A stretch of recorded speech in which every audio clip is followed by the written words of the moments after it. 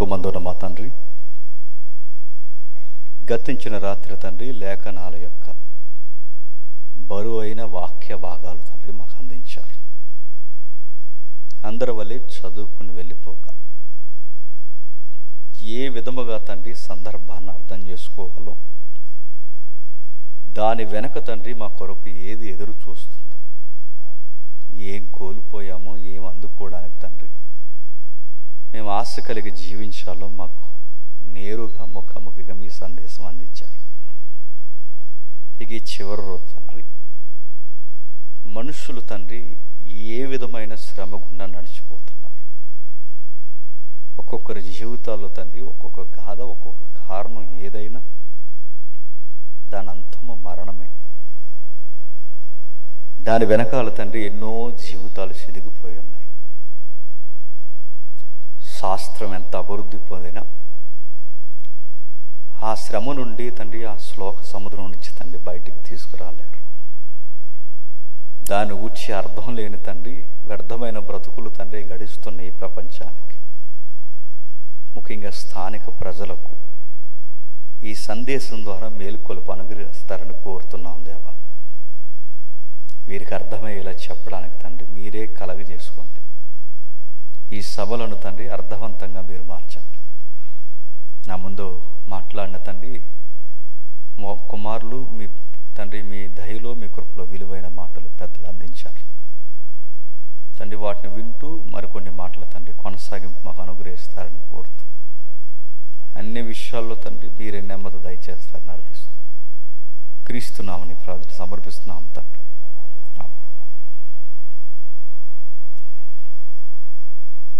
గతించిన రాత్రి ఎంతమంది వచ్చారు నాకు తెలియదు, కానీ వాటిని ఎంతో కొంత మీరు అవగాహన తెచ్చుకుంటే ఈరోజు చెబుతున్న సంగతులు మరికొన్ని మీకు లోతుగా అర్థం కాగలవు.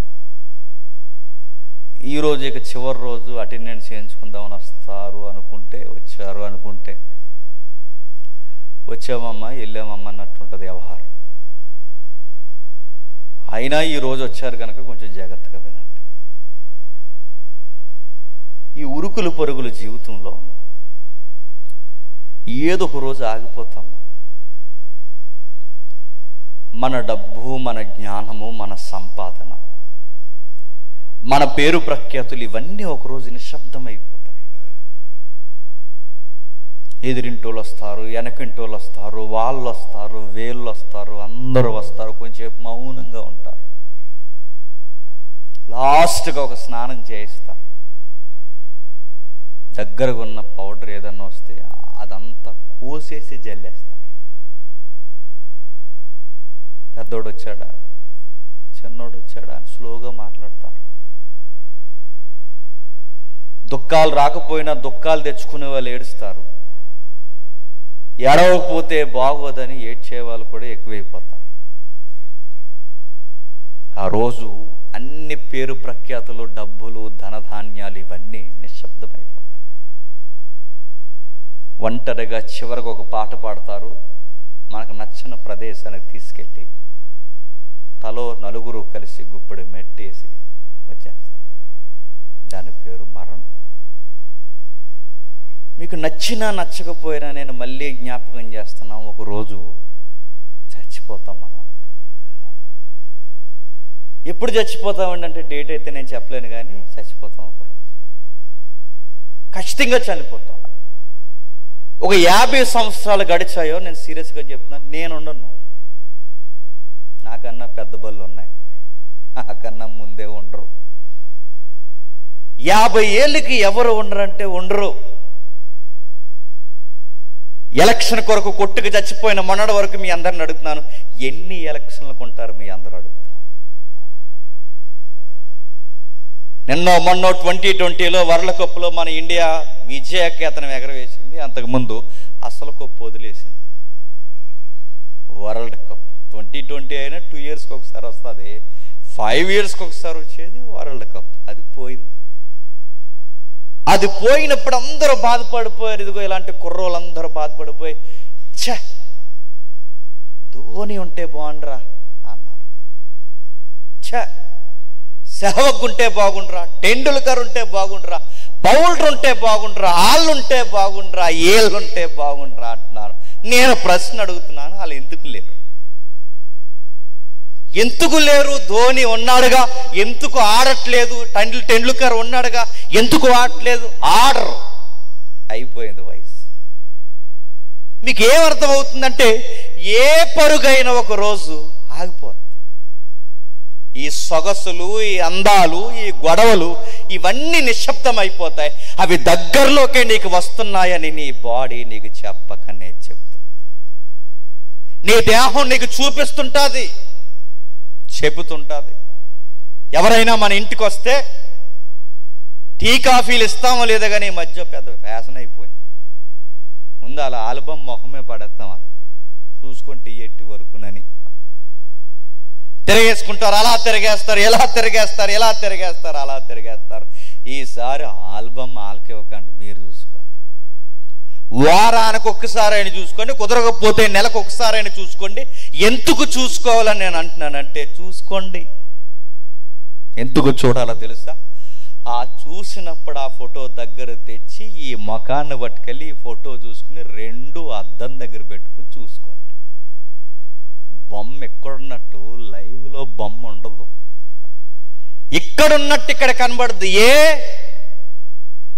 నీ బాడీ ఎక్స్పైర్ అవుతోంది. ఆడవారుగున్న తల్లులకి, చెల్లెలకి మీ అందరికి చెప్తున్నాను, అప్పుడప్పుడు మీరు చూడండి, ముక్కల మీద మచ్చలు, బొగ్గల మీద మచ్చలు, మెడలు నల్లగవడాలు. ఏంటివండి? దేనికి సిమ్టమ్స్ ఇవన్నీ? కణాలు చచ్చిపోతున్నాయి. మగవారైనా నా తోటి వయస్సుకులకి, నా పెద్దవారికి, తండ్రుల సమానానికి అందరికీ మీకు చెప్తున్నాను, నుదుటి భాగం నల్లబడుతుంటుంది. కణాలు చనిపోతున్నాయి.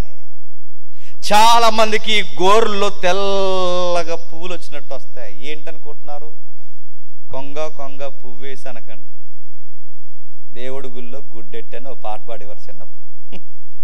కొంగ పువ్వేయలేదురా అయ్యా, నీ రక్త కణాల వ్యవస్థ చస్తుంది. కళ్ళ కింద బ్యాగులు తయారవుతున్నాయి, కళ్ళ కింద లొట్టలు వస్తున్నాయి, నునుపు తగ్గుతుంది. ఇవన్నీ దేనికి చిహ్నం అంటే, నీ బాడీ చెప్తుంది చచ్చిపోతావు త్వరలోనే. ఒక రోజు కాదు, 2 రోజులు కాదు, రోజు రోజుకి చనిపోతున్నావు. రోజు రోజుకి అమ్మ గర్భంలో పుట్టింది మొదలుకొని రోజు దాటిందంటే చనిపోతున్నావు. రాత్రి మాట్లాడుకున్నాగా, నల్లెంటుకు తెల్లెంటుకు ఎందుకయింది? చచ్చిపోయింది ఎంటుకు. నల్ల వెంటుకు తెల్ల వెంట్రుక అయిందంటే చనిపోయింది వెంట్రుక. ఒకప్పుడు కండరాలు బిగుతుగా ఉండేవి, బకెట్లైనా లెగదీస్తాం. ఇప్పుడు గ్లాసు కూడా ఊగేస్తుందంటే చెప్పండి, చచ్చిపోయింది కండరం. అడుగడుగునా చనిపోతున్నాం, అడుగడుగునా చనిపోతున్నాం. ఈ చావు ఎంత విషాదాన్ని మిగులుస్తుందండి మన ఇళ్ళల్లో. ఒక ఉదాహరణ చెప్తాను. కరోనా టైంలో చాలా వింతలు చూసాం మనం. గుండె నీరైపోయిన వార్తలు చూసాం. కళ్ళు ఒక్కసారే చమాయింపుకు గురైపోయిన వార్తలు చూసాం. ప్రపంచం అంతా నోటి మీద వేలేసుకున్న ఒక ఫోటో చూసింది ప్రపంచం. మీరు చూసారు లేదో నేను జ్ఞాపకం చేస్తాను. అంబులెన్స్ వచ్చింది, 2 బాడీలను తీసుకెళ్ళి వెళ్ళిపోతుంది. ఆ రోజు కరోనా బాడీలు ఎలా ప్యాక్ చేసేవారండి? ఒక నల్లటి కవర్లో ప్యాక్ చేసేవారు. అక్కడ ఎవరికైనా కరోనా వచ్చిందంటే ఆ వీధంతా బ్లాక్ చేసేసేవారు. ఇక్కడ ఎవరికైనా కరోనా వచ్చిందంటే ఆ వీధంతా బ్లాక్ చేసేవారు. ఆ కరోనా వాళ్ళని ఎవరైనా చనిపోయారంటే దగ్గరికి ఎవరు వచ్చేవారు కాదండి. భార్య భర్తలు ఇద్దరు చచ్చిపోయారు. నాన్న వారు లేరు, చుట్టం లేరు, పట్టం లేరు, అమ్మ నాన్న ప్రేమలు ఏవీ రాలేదు. ఎందుకంటే చావు బంధాలని దూరం చేసేసిన దాని పేరు కరోనా వ్యాధి. ముక్కు పచ్చలారని చిన్న పిల్లలు ఉన్నారండి, వాళ్ళకి ఇంతంత పిల్లలండి. డాక్టర్లు వచ్చారు, ఏవో ముసుగులు వేసుకుని వచ్చారు, పెద్ద పెద్ద నల్లటి కవర్లు తెచ్చారు. అమ్మనే నాన్నే ఆ నల్ల కవర్లో పెట్టేశారు. అంబులెన్స్లో ఇలా ఇసిరేశారు. పిల్లలకి ఏమీ తెలియదు, ఒక ఆడపిల్ల మగపిల్లడు అంబులెన్స్ వెనకాలే అలా నిలబడి చూస్తున్నారండి. పాపం ఏం తెలియదు. ఆ చిన్న హృదయాలకి తెలియదు ఏంటో చెప్పనా, వాళ్ళ అమ్మ నాన్న శవాన్ని తీసుకెళ్ళిపోతున్నారు. ఆ పశు హృదయాలకి అర్థం కానిది ఏంటి తెలుసు, వాళ్ళ అమ్మ నాన్న ఊరు తీసుకెళ్తున్నారు అనుకుంటున్నారు, కానీ ఆ బిడ్డలకు ఏడవడం కూడా తెలియదు. ఎందుకంటే ఎవరైనా ఏడిస్తే వీళ్ళకి అర్థమవుద్ది మా అమ్మ నాన్నకి ఏదో అయిందని. ఆ రోజు ఏడవడానికి ఎవడొచ్చాడండి? ఆ రోజు అమ్మ లేదు, నాన్న లేరు, అమ్మ నాన్నని తీసుకుని వెళ్ళిపోతుంటే ఆ చిన్న బిడ్డలకి ఏమీ తెలియక చిన్న మూతులకి చిన్న చిన్న మాస్కులు పెట్టారు డాక్టర్లు. అమ్మ నాన్నని అంబులెన్స్లో తీసుకెళ్ళిపోతే కనీసం ఏడవకండని ఆ చిన్న బిడ్డలు ఇద్దరిని దగ్గర తీసుకునే వాళ్ళు కూడా ఎవరు లేరు. ఎందుకంటే వీళ్ళకి కానీ అంటుకుందేమో అని ఎవరు దగ్గర రాలేదు. ఆ ఫోటో చూసినప్పుడు అందరికి ఏమనిపించింది తెలుసు? అయ్యో, కరోనా ఎంత ఘోరం చేస్తుంది, అయ్యో ఎంత ఘోరం చేస్తుంది. ఆ చిన్న బిడ్డలకి రేపు నుంచి ఎవరు దిక్కు? ఆ చిన్న బిడ్డలకి రేపు నుంచి ఎవరు తోడుంటారు? ఇదిగో నాన్న లేడు, అమ్మ లేడు, అమ్మ లేడు, నాన్న లేడు, కనీసం ఇద్దరిలో ఒకరు బతుకున్నా బాగున్ను ఆ బిడ్డను చూసుకునేవారు. ఇప్పుడు ఇద్దరు లేరు, ఏమైపోతారు? ప్రపంచం ఇలాంటివి ఎన్నో ఉన్నాయి. భర్త చనిపోతే భార్య ఒంటరి అయిపోయింది, భార్య చనిపోతే భర్త ఒంటరి అయిపోయింది, ఇద్దరు చనిపోతే లేత పిల్లలు ఒంటరి అయిపోయారు. అలాంటప్పుడు మన హృదయంలో తిరిగిన వార్త ఏంటో తెలుసా? కనీసం ఒక్కరు బతికినా బాగుండరా అనిపించింది. వాళ్ళ వార్తలు పక్కన పెట్టండి, మన వార్తలు వద్దాం. మన ఇంట్లో ఎవరైనా ఇప్పటి వరకు అమ్మ నాన్న మీద ఆధారపడతాం. నా వయసు వరకు అమ్మ నాన్న మీద ఆధారపడిన తర్వాత ఏదో ఒక రోజు అమ్మ నాన్న చచ్చిపోతారండి. దీన్ని మెంటల్గా ప్రిపేర్ అవ్వాలండి. నేను మళ్ళీ చెప్తున్నాను, 30 ఏళ్ళు కుర్రగాడికి నీకు వయసు వచ్చిందంటే నువ్వు మెంటల్గా ప్రిపేర్ అవ్వు. ఈ యొక్క విషయాన్ని ఏదో ఒక రోజు నువ్వు ఫేస్ చేయాలి. అమ్మ నాన్న మీద ఆధారపడతాం, ఏదో ఒక రోజు చనిపోతారు. చనిపోయినప్పుడు రేపు నుంచి మనకేంటో మనకేం అర్థమవుతుంది. మనకి ఇప్పటి వరకు నాన్న పోషించాడు, ఇప్పటి వరకు అమ్మ ఉండింది, ఇప్పటి వరకు నడిచిపోయింది, అంతా బాగా నడిచింది. ఇప్పుడు చనిపోయారు. ఆ ఏడుపు మధ్య భవిష్యత్ అర్థం కాక లబో దిబాని గుండెలు బాదుకుని ఆ శవం ముందు కూర్చుని మనం మాటల్లో చెప్పలేక లోపల ఒక ఆశ లోపల తిరుగుతుంటుంది. ఆశ ఏంటో తెలుసా? నాన్న ఒకసారి బతికి నాన్న అనిపిస్తుంది. ఒక్కసారి మా నాన్న బతికితే బాగుండు, ఒక్కసారి మా అమ్మ బతికితే బాగుండు, ఒక్కసారి నన్ను పెంచిన మా నాన్నమ్మ బతికితే బాగుండు అనిపిస్తుంది. ఆశ ఆశలాగే ఉంటుంది. శవాన్ని చూస్తుండగానే చెప్పండి తీసుకెళ్ళిపోతారు. ఇలాంటివి వెళ్ళలేవండి. చిన్నప్పుడు మా అక్క చచ్చిపోయింది. ఆమె 7th క్లాస్ చదువుతుంది. అప్పటికి వైద్యం మీద అవగాహన లేదు. మాకు చక్కగా ఉండేది, హెల్దీగా ఉండేది, ఫిట్గా ఉండేది. నేను చాలా చిన్నపిల్లోడిని. ఏమైందో తెలియదు, మాకు అవగాహన లేదు అప్పట్లో. లోపల ఏ వ్యాధి ముదిరిపోయిందో మాకు తెలియదు. మాకున్న అందుబాటులో ఉన్న మా విలేజ్లో ఉన్న ఒక హాస్పిటల్ తీసుకెళ్ళాం. ఆయన చెక్ చేశాడు, MBBS డాక్టరు. అర్జెంటుగా నా దగ్గర ఎక్విప్మెంట్ లేదు, కాకినాడ తీసుకెళ్ళిపోయినా. కాకినాడ ఆ రోజుల్లో ఎవరైనా ఊర్లో హాస్పిటల్ దాటి వెళ్ళారంటే ఇక కాకినాడ వెళ్తే ఆశలు వదిలేసుకోవడమే, ఇంకా రారు. ఆ రోజులు అలాంటివి రకరకాలు మాట్లాడేవారు. ఎంత పెద్ద రోగం ఉంటే కాకినాడ తీసుకెళ్ళమన్నారు.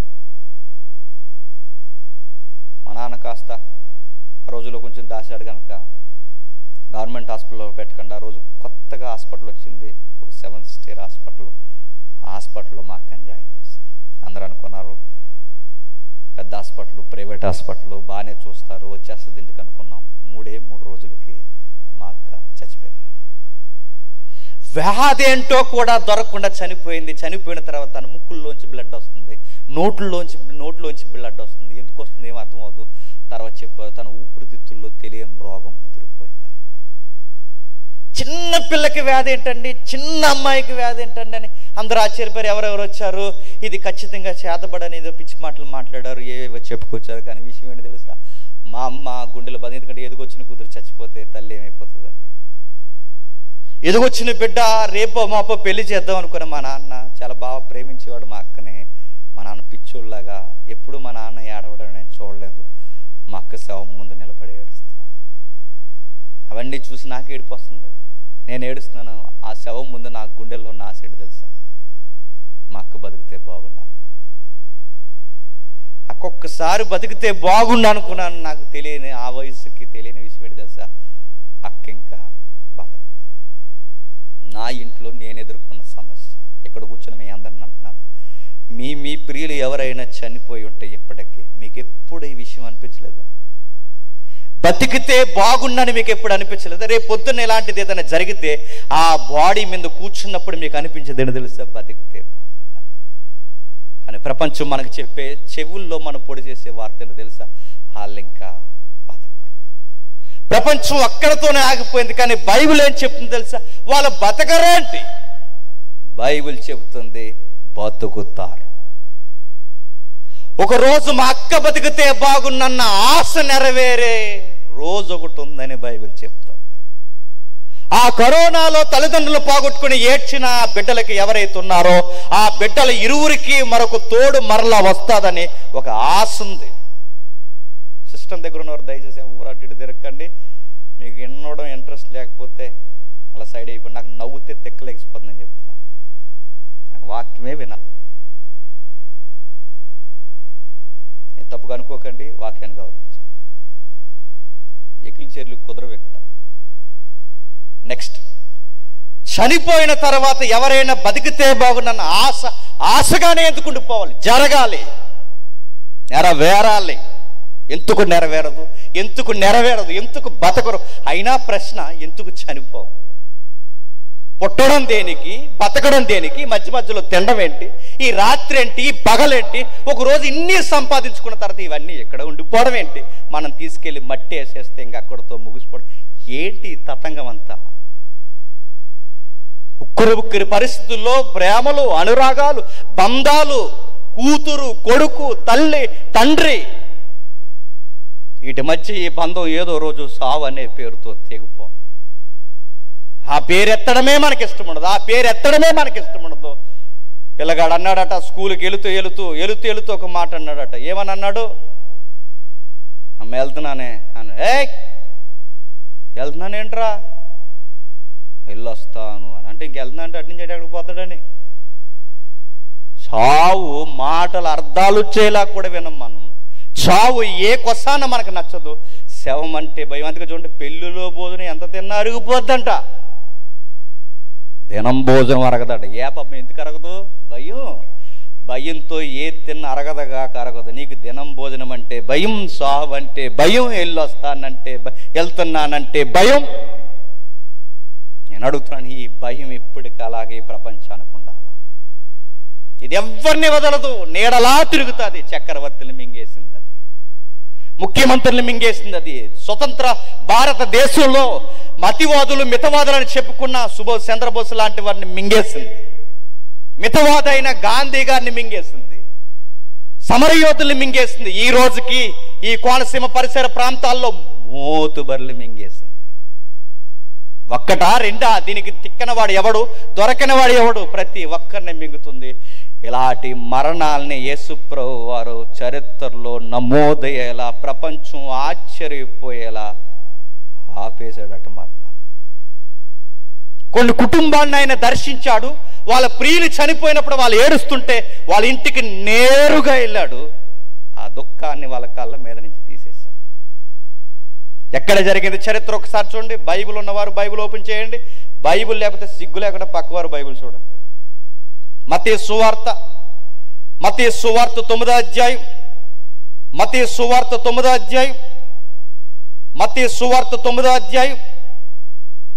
మత్తయి సువార్త 9వ అధ్యాయం 18వ వచనం చూడండి. ఆయన ఈ మాటను వారితో చెప్పుచుండగా ఒక అధికారి వచ్చాడట.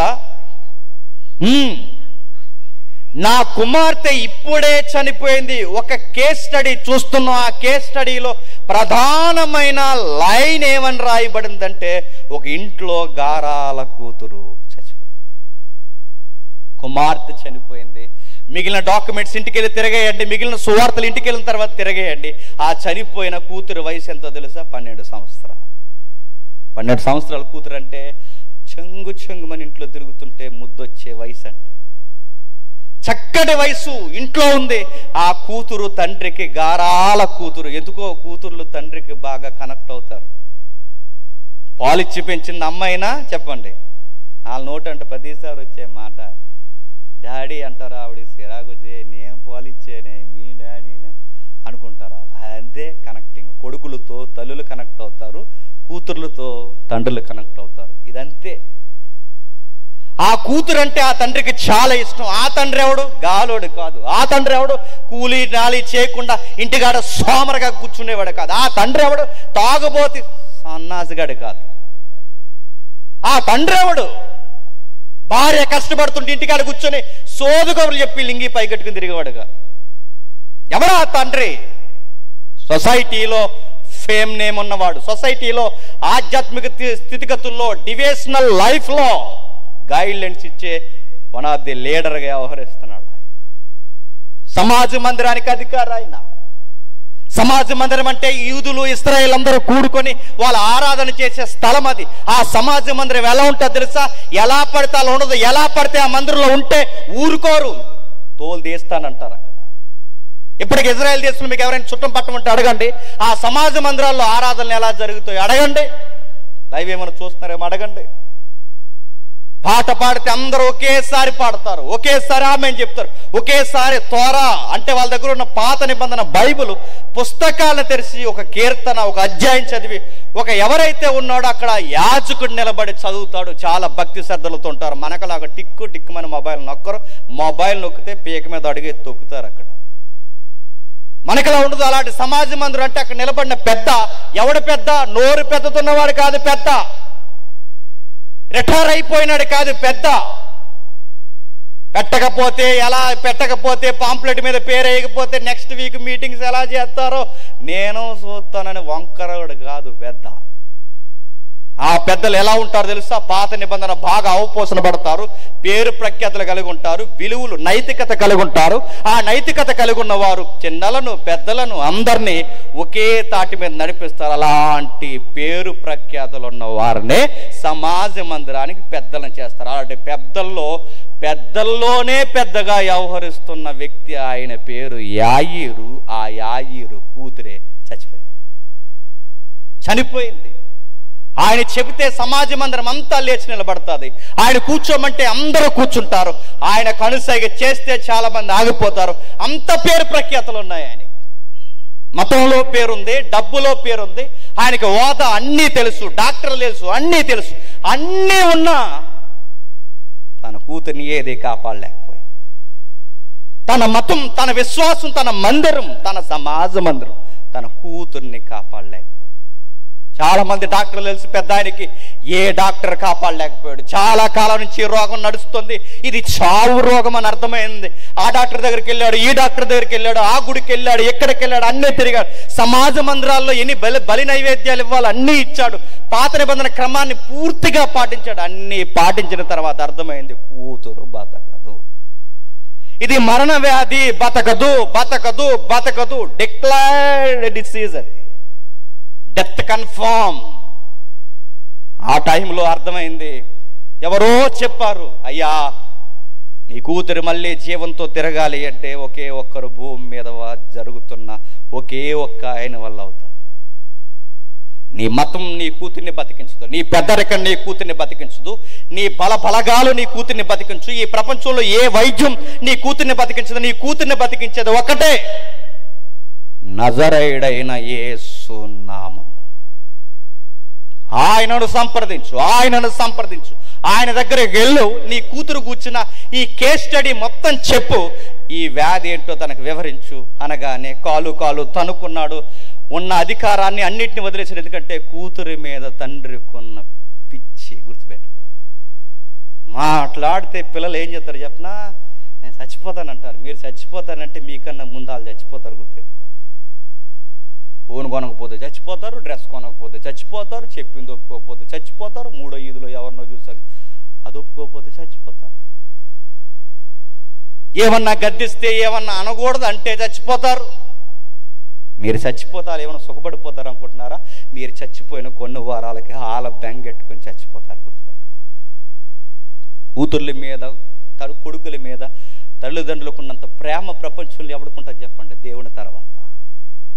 ₹1 మెసేజ్ నీకు లింగు వస్తే ఎంత కేరింగో అనుకున్నా. కేరింగ్ కదడు, ఎత్తుకెళ్ళిపోతాడు ఏమనుకుంటున్నావు? ఆడు పూరి వలనేడు బయట ఏమనుకుంటున్నావు? ₹1 మెసేజ్ ఎట్టిందంత ఉదయకాలపు వేళ ఎంత లవ్ చేస్తుందో. లవ్ చేయదరా కాకి ఎత్తుకెళ్ళిపోద్ది ఏమనుకుంటున్నావు? నేను తినేసే కాకి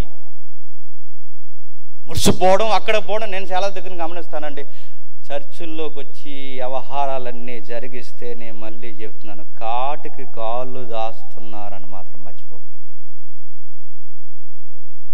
తల్లిదండ్రులు తప్ప ప్రపంచంలో మనల్ని ఎవ్వరూ బాగా ప్రేమించలేరండి. అందుకే చూడండి, ప్రపంచంలో నువ్వు స్నేహితుడి దగ్గర వాడికి వ్యతిరేకమైన పని ఏదైనా చెయ్యి, మళ్ళీ నీతో స్నేహం చేస్తే ఒట్టు, ఆ రోజుతో కట్టు. నీ లవర్ దగ్గర లేదా నీ బాయ్ ఫ్రెండ్ దగ్గర, నీ లవర్ దగ్గర ఏదన్నా కాని పని, కళ్ళు కప్పే పని చెయ్యి, నీ ముఖం చూస్తే ఒట్టు. కాని పని ఏదైనా చేయి, కానీ తప్పు చేసినా ఒప్పు చేసినా ఆ రోజుకి ఆ విషయాన్ని బాధపడి దుఃఖపడి 2 దెబ్బలేసి మళ్ళీ మర్చిపోయి మన ప్రేమించేది ఒకరే ప్రపంచంలో. ఎవరు చెప్పండి? అమ్మ నాన్న. స్వార్థం కోరుకోని ప్రేమ అమ్మ నాన్నది, లాభం కోరుకోని ప్రేమ అమ్మ నాన్నది. అందుకే అంత కూతురి మీద అంత ప్రేమ ఉంది కనుక పరుగు పరుగుని వెళ్ళాడు, సిగ్గు మర్చిపోయాడు. అంత పెద్ద ఆయన, నజరేతులో తృణీకరింపబడిన వ్యక్తి, నజరేయుడైన యేసు అక్కడికి వస్తూ ఉంటే అన్నీ మర్చిపోయి ముందుకు ఎలా పడిపోయాడంటే, అలా ముందుకు ఎలా పడిపోయాడు పెద్ద ఆయన? తన పెద్దరికాన్ని మర్చిపోయాడా? తన మతాన్ని మర్చిపోయాడా? తన యూద మతాన్ని పక్కన పెట్టాడు? ఎలా పడిపోయాడంటే, కూతురి మీద ప్రేమ తన ముందుకు పడేలా చేసింది. చాలామందిని మీరు గమనించలేదు, వాళ్ళకు బయట చాలా పేరు ఉంటుంది, పిల్లల దగ్గరకు వచ్చి వాళ్ళతో పాటు వాళ్ళ కింద కూర్చుని ఆడుకుంటుంటారు. ఎంత పెద్ద ఆయన ఎలా ఆడుకుంటున్నారంటే, నీకు పలుకుబడి బయట ఉంటుందేమో, కూతుర్లు కొడుకుల దగ్గర ఉండదు. అక్కడ తగ్గాల్సిందే, వాళ్ళ ముద్దు మాటలకి తగ్గాల్సిందే, వాళ్ళ ముద్దు మాటలకు పడాల్సిందే. ఈలోపు వెళుతున్నాడు, అయ్యా నాకు మరణ సంబంధమైన వ్యాధి మా ఇంటికి మా కుటుంబానికి నా బిడ్డకు వచ్చేసింది, అయ్యా దయచేసి మా కూతుర్ని ఆ వ్యాధి నుంచి విడిపించడానికి రండి అని అడుగుదామని వెళ్ళే సమయానికి దాసుడు వెనకాల పరిగెట్టుకుని వచ్చాడు. అయ్యా ఇంకా ఆ యేసుని ఏం అడగకండి, కూతురు చచ్చిపోయి. గల్లు నేర్చాడు, బోర్లా పడిపోయాడు, ఏడుస్తూ మాట్లాడాడు. నేను విన్న దాన్ని బట్టి, విశ్వసించిన దాన్ని బట్టి నేను కోరుకుంటున్నాను, దయచేసి ఇప్పటికీ మించిపోయింది ఏమి లేదు, మా ఇంటికి వచ్చి నా కూతుర్ని మీరు అలా తాగితే నా కూతురు బతికేస్తుంది. మన ప్రియులు ఎవరైనా చనిపోతే శవం ముందు మనకి ఏ ఆశ అయితే ఉందో, మన ప్రియులు బతికితే బాగుందని ఏ ఆశ అయితే ఉందో, ఆ ఆశ మనకి నెరవేరట్లేదు. కానీ ఆ రోజు ఆ తండ్రి ఆశ నెరవేరింది. ఎలా నెరవేరింది? మన ఆశ ఎందుకు నెరవేరట్లేదు, ఆయన ఆశ ఎందుకు నెరవేరిందంటే, ఆ రోజు ఆ ఇంటికి ఎవరు వచ్చారు చెప్పండి? నజరేయుడైన యేసుడు వచ్చాడు. చెప్పాడు, తీసుకుని వెళ్ళమన్నాడు. వెళ్ళిన తర్వాత అక్కడ మాట్లాడుతున్నాడు. ఏమని మాట్లాడుతున్నాడు? 22వ వచనం చూడండి.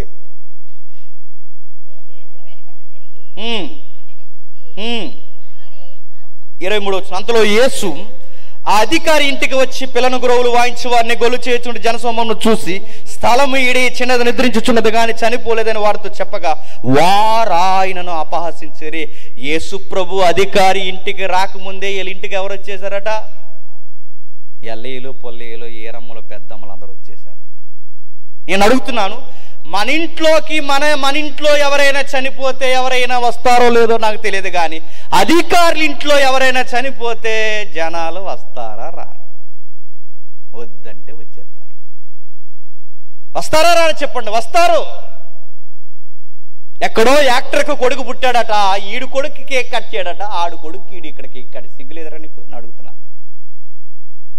ఎవడో యాక్టర్ తండ్రి చనిపోయాడట, ఈడు ఫ్లెక్స్ కట్టి అక్కడ నివాళులు అర్పించారట. నివాళులు నీకు అర్పిస్తారు, కంగారు పడకు. నివాళులు అర్పించారట. వాళ్ళ నాన్న చనిపోతే మీ నాన్నకి ఎప్పుడన్నా గ్లాసు నీళ్ళు ఇస్తున్నావా? వయసు అయిపోయింది మీ నాన్నకి. వాళ్ళ నాన్న చనిపోతే మీ నాన్న కోసం నీకు గుర్తు రాలేదు, కానీ వాళ్ళ నాన్న కోసం వీడు ఏడుస్తాడు. ఎందుకు ఏడుస్తున్నాడు? వాళ్ళ సెలబ్రిటీలు కనుక వాళ్ళు నవ్వుతే వీళ్ళు నవ్వుతారు, వాళ్ళు ఏడిస్తే ఏడుస్తారు. వాళ్ళకి బట్టలు చింపుకున్న బట్టలు వేసుకుంటే వీళ్ళు చింపుకునే బట్టలు వేసుకుంటారు. సిగ్గునేళ్ళు అందరూ. ఆడు ఏడ్ చేస్తాడు, ఏడుస్తాడు. ఆడు కూ అని అరుతాడు, కూ అని మన ఇదిలో అరుస్తాడు. ఏ చేస్తే అది వేస్తాడు. వీడి బట్టలు సాగుపోయినప్పుడు కూడా తినంగా నాకు మంచి ప్లెయిన్ కలర్ షర్ట్స్ కానీ ఏమైనా ఉంటే ఇవ్వండి అండో. ఆడు వేసుకున్నాడు కానీ ఎందులో అలాంటిది ఇవ్వండి అంటాడు. జనాలు ఎప్పుడు అధికారుల చుట్టూ తిరుగుతారు. జనాలు ఎప్పుడు చూడండి కర్తలు తిరుగుతారు. కార్యకర్తలు మనవాడు తెగ తిరిగేసారు, అలిసిపోయారు పాపం ఎలక్షన్లో. కార్యకర్తలు ఎమ్మెల్యే గారి పుట్టినరోజు వస్తే ఎంత అడావుడి చేసేస్తారో, ఎన్ని కేకులు అడుగుతున్నా. నీ 10 రూపాయలకి కట్ చేస్తాడు మీ ఎమ్మెల్యే. గేటు కూడా తీయండి. మళ్ళీ చెప్తున్నాను, ఆయన పుట్టినరోజుకి మా ఈదులో నీ అడవడేటి? నీ కేక్ కట్ చేస్తాడు, కనీసం నీకు కేక్ కట్ చేసినప్పుడు బిడ్డ ఈదికి తిరిగి నా కోసం ప్రసారం చేశారు, రారా మొదటి ముక్క నీకు ఎడతాను అంటాడా? మిగిలిపోయిన ముక్క కూడా ఎట్టండి. జనాలకు ఉండేది ఏంటో చెప్పిన, అధికారుల ఇంట్లో ఏది జరిగినా సామాన్యులకు హడావుడు ఎక్కువ. ఈయనింటికి ఎంతమంది ఎందుకు వచ్చారంటే ఆయన అధికారి గనక వచ్చేసారు. అక్కర్లేని చుట్టాలు కూడా తెగ ఏడ్చేస్తున్నారు. నిజమైన ఏడుపులు అంటారు ఇవి. చెప్పండి, నిజంగా ఏడుస్తున్నారంటారు. చనిపోయింది ఎవరు కూతురండి? పెద్ద ఆయన కూతురు. మరి ఏలెంతకి ఇంత గొల్లి చేసి ఏడుస్తున్నారండి? ఆయన అధికారి కనుక ఏడుస్తారు. ఎందుకంటే రేపు చాలా పనులు ఉన్నాయి ఆయనతో. ఆ టైంలో ఆయన కూతురు చనిపోతే ఏళ్ళెందుకు ఏడుస్తున్నారంటే ఏడుస్తారు. అన్ని దొంగడుపులు ఏడుస్తారు. మన ఇంట్లోకి ఎవరైనా చనిపోతే అందరూ వచ్చి నిజంగా మన కోసం ఏడిచేస్తున్నారు అనుకోకండి. ఏడకపోతే బాగోదని ఏడుస్తారు. టెంట కింద కూర్చుని మన టీ తాగేసి మన సమోసాలు తినేసి, మనం లేకపోతే మన మీదే ఎదవా ఇప్పుడు మెతులు కూడా ఎట్లేదు అమ్మకాన్ని మనల్నే తిట్టేసి పెట్టట్లేదు చూడడం, మనల్నే అనేసి రకరకాల మాటలు అనేసి, చనిపోయిన వాళ్ళని అనేసి, బతుకున్న మనల్ని అనేసి మనకు పేర్లు పెట్టి మన టీ సమోసా తినేసి వెళ్ళిపోతారు. నిజంగా ఎడతారు అనుకుంటున్నారు వీళ్ళు. పైపెచ్చకి వెళ్ళి మూలికలు ఏడు చెప్పిన దినం భోజనానికి సారెట్టండి, ఓళ్ళని సారుతాయండి. ఇటండి తినమ కక్క ముక్క డొక్క లేకుండా కనీసం వాళ్ళు దినం చేయడం రాలేదండి అంటారు. చచ్చిపోయారని నీళ్ళు ఎడుతుంటే వీళ్ళకి ఏం కావాలంటే కక్కలు కావాలంట, ముక్కలు కావాలంట, డొక్కలు కావాలంట, దుమ్ములు కావాలంట. చూసారు జరాలు ఎప్పుడు గుర్తుపెట్టుకోండి. నిజముగా మన ప్రియులు ఎవరైనా చనిపోతే మనం ఏడ్చినందుకు మన ఎదుటోళ్ళు. అందుకే ప్రభు అన్నాడు, ఇలా ఆఫీసర్ నీకు విషయం చెప్తున్నాను, నీ కూతురు బతకాలంటే నీ ఇంటికి పట్టిన మరణము, నీ కూతురికి పట్టిన మరణము, నీ ఇంటికి వచ్చిన శ్లోకము దరిద్రము బయటకు పోవాలి అంటే, ఈ రోదన నీకు ఆగిపోవాలి అంటే నీకు చెబుతున్నాను, ముందు ఈ అవిశ్వాసుల బృందాన్ని బయటికి పంపించాయి. వీళ్ళని బయటికి పంపించాయి.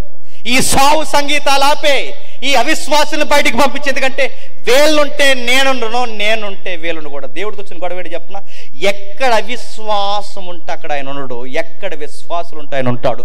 ఇప్పుడు ఇంత విశ్వాస కలిగిన ఈ ఇంట్లో అవిశ్వాసులు తిష్టేసి కూర్చొని తెగేడి చేస్తున్నారు. మన ఇంట్లో ప్రార్థనకి ఎందుకు జవాబులు దొరకవో తెలుసునా? మన ఇంట్లో ఎవరు ఉంటారండి అవిశ్వాసులు? గుర్తెట్టుకోండి. మన ఇంట్లో కొన్ని దరిద్రాలు ఎందుకు పోవో తెలుసా? మన సభల్లో, మన మీటింగ్స్లో, మన సంఘాల్లో కొన్ని ప్రార్థనలకు ఎందుకు జవాబులు దొరకదు? ఎవడో ఉంటాడు ఆయనకి నచ్చినోడు, ఆడు చాలు మొత్తం మనమంతా చెడగొట్టాలి. జవాబులు రావు, కార్యాలు జరగవు, నష్టాలే ఎక్కువ జరుగుతాయి. యేసుప్రభు అన్నాడు, ఇదిగో ఇంట్లో ఉన్న వాళ్ళందరినీ బయటకు పంపి, ఎందుకంటే వాళ్ళు ఉండడం నాకు అస్సలు ఇష్టం లేదు, పోవాలి బయటికి పంపించే. వాళ్ళుంటే నేను ఉండకూడదు, నేనుంటే వాళ్ళు ఉండడానికి వీల్లేదు. ఎందుకంటే వాళ్ళ దేవుని మాటలు, దేవుని కార్యము, దేవుని యొక్క విశ్వాసము ఇంత వెలువరించడానికి యేసుక్రీస్తు వారు ఆఫీసర్ ఇంటికి వస్తే వీళ్ళు ఏం చేస్తున్నారంట? వారు ఆయన చెప్పిన మాటకి చెప్పండి అపహాసించారంట. అందుకే తిక్కలేసింది ఆయనకి.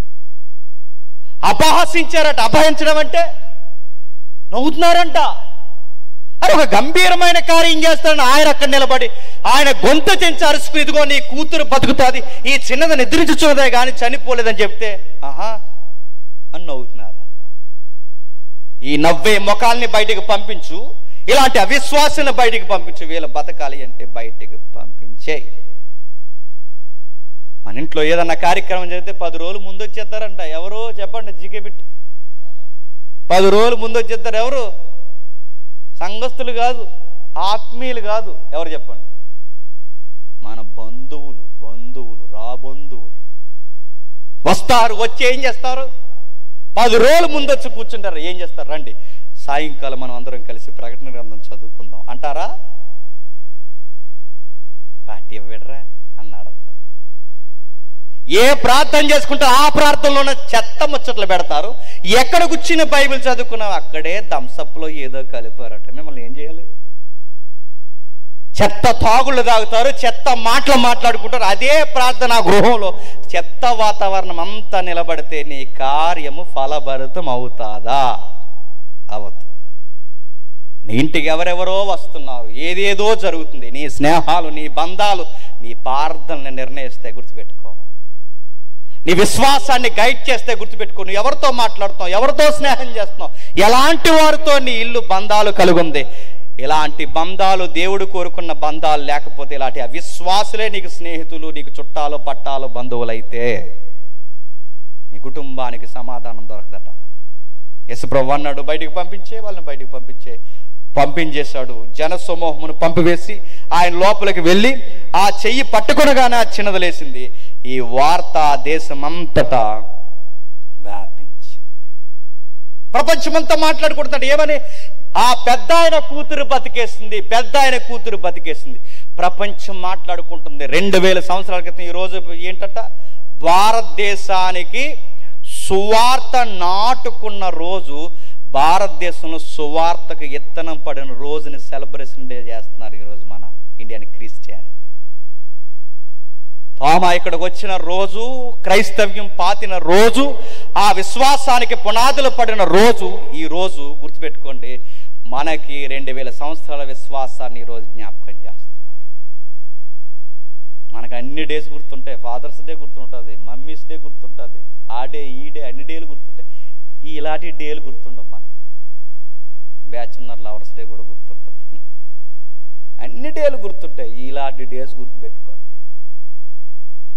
విశ్వాసం వార్త అంతా ప్రపంచ దేశానికి పాకిందో లేదో తెలియదు, కానీ ఇజ్రాయెల్ దేశానికి పాకింది. ఆ రోజు ఇజ్రాయెల్ అంతా గుప్పును మాట్లాడుకుందట, ఆమె బతికేసిందంట. ప్రపంచానికి ఎలా ఉంటుందండి? చనిపోయిన అమ్మాయి బతికేసిందంటే ఊరు వాడ ఎలా ఉంటుంది? అక్కడ వరకు ఎందుకులేండి, కానీ కాలానికి ముందే వయసులో ఉండగానే చనిపోయిందంటేనే నిద్ర రాదు మనకి. ఈదులో వస్తుందా చెప్పండి?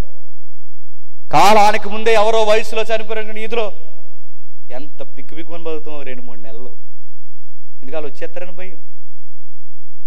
ఎవరన్నా మాట్లాడకుండా అలా మౌనంగా ఎర్రగా చూసారేమో, టెన్షన్ వచ్చేది మనకి. మరి మాట్లాడరా అని ఎంత అడుగుతున్నా. చనిపోయిన వాళ్ళు, వయసులో ఉన్న వాళ్ళు చనిపోతే ఇంత టెన్షన్ వస్తే, చనిపోయిన వాళ్ళు బతికొస్తే వస్తే ఏంటి? వచ్చారు. నేను అడుగుతున్నాను, చనిపోయిన వాళ్ళు బతికొస్తే ఆ రోజు ప్రపంచం ఏమైందో తెలుసు? పిచ్చి ప్రపంచం అయిపోయిందండి. ఆ రోజు పిచ్చి ప్రపంచం ఆశ్చర్యపోయింది, పిచ్చి ప్రపంచం అయింది. చనిపోయిన వాళ్ళు బతికడం పెట్టి వార్త నిజమా?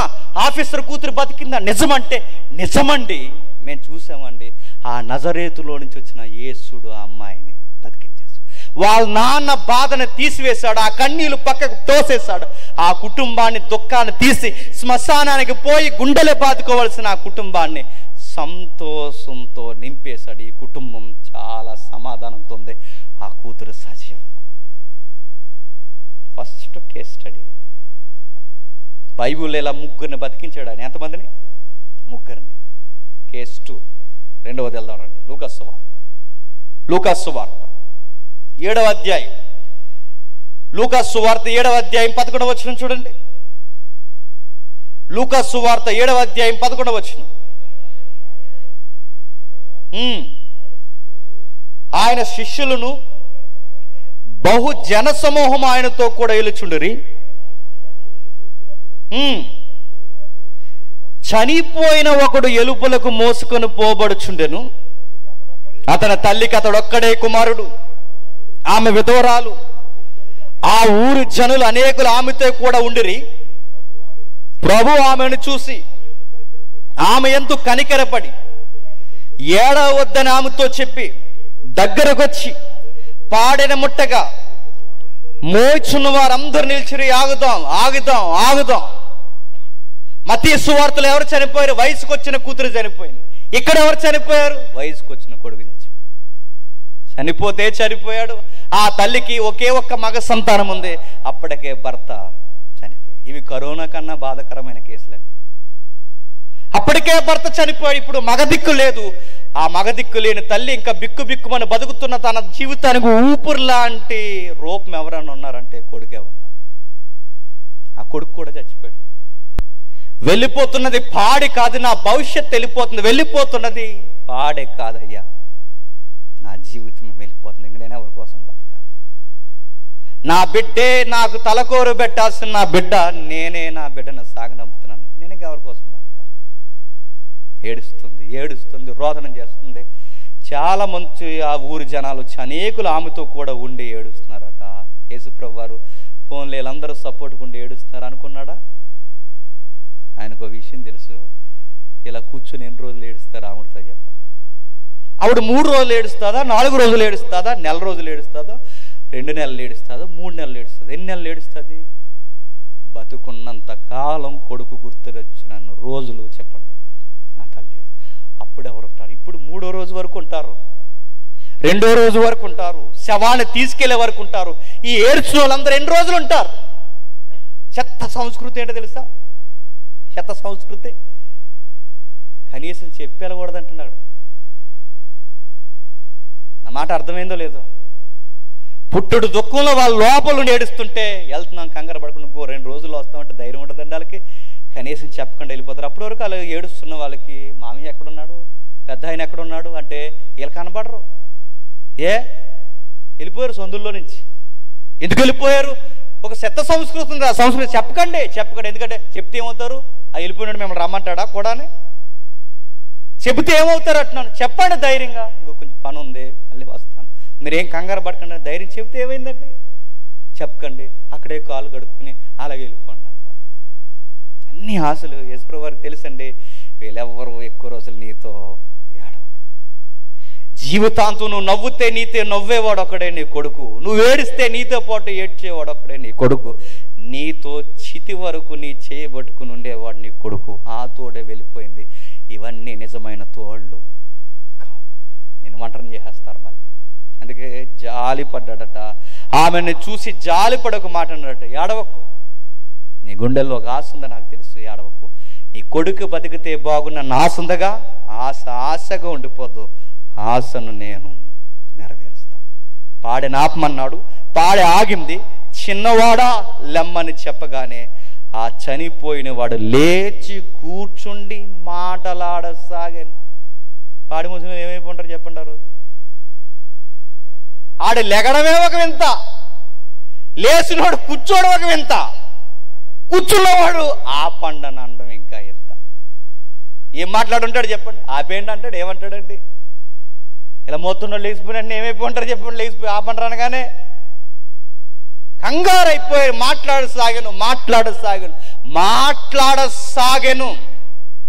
మూల పదంలో ఏముందో తెలుసు? ఇక్కడ ఎలా రాశారు గ్రాంథికంలో?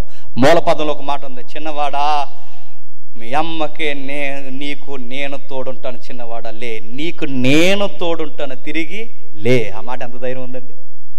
వీళ్ళెవ్వరూ మీకు తోడుండరు, మీ అమ్మగారికి నీకు నేను తోడుంటాను, చిన్నవాడ తిరిగి లే అనగానే లేచి కూర్చొని మాట్లాడుతున్నాడట.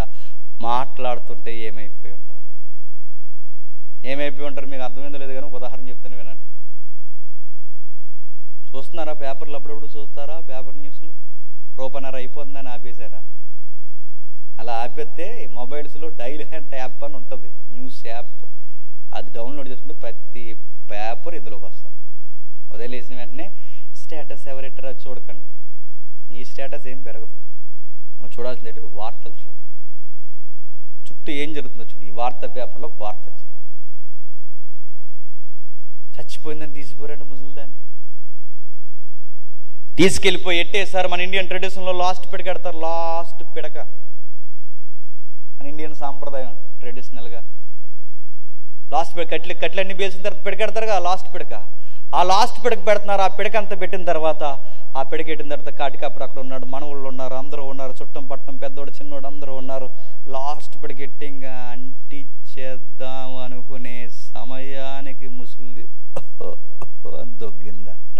అంతే. ఇక పరార్, కాటికాపురి పరార్, మనవాళ్ళు పరార్. ఆవిడ లేచిపోయి ఆగండ్రా అన్నాడు. ఆగం, నువ్వు లేచిపోతే ఆగం. కాటికాపురి పరార్, అందరూ పరార్ పరార్ పరార్. వార్తల్లో వచ్చింది, చచ్చిపోయింది అనుకుని చచ్చిపోయింది అనుకుని తీసుకుపోయారట. మరి ఏ కోడలు గడ్డొచ్చింది ఏంటో కానీ మరి తీసుకెళ్ళిపోయి పెట్టేశారు. నిజానికి చనిపోలేదు, ఎందుకంటే ముసలు డొక్కలు ఎండిపోయి ఉంటాయండి, వాళ్ళు చచ్చిపోతారు ఏంటండి, ఊపిరాడక డొక్కలు ఊగుతలేదని తీసుకెళ్ళిపోయారు.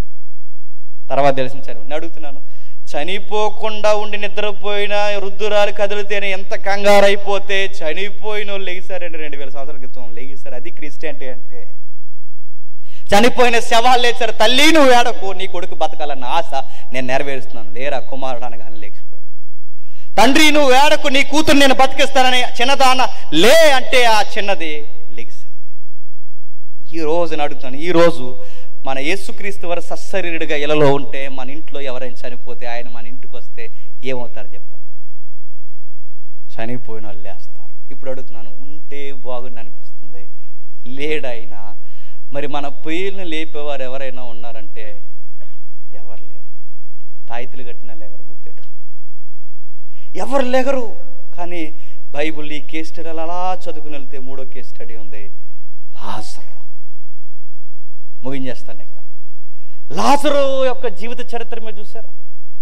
ఈమె చనిపోయింది గంటల వ్యవధిలో లేచి, ఈ చనిపోయిన అబ్బాయి గంటల వ్యవధిలో లేచాడు. కానీ ఈ కేసు ఇంకా ఎక్స్ట్రీమ్. గంటల్లో లేగలేదు, చెప్పండి, రోజుల్లో లేచాడు. రోజులు అంటే 4 రోజులు, 96 గంటల పైన.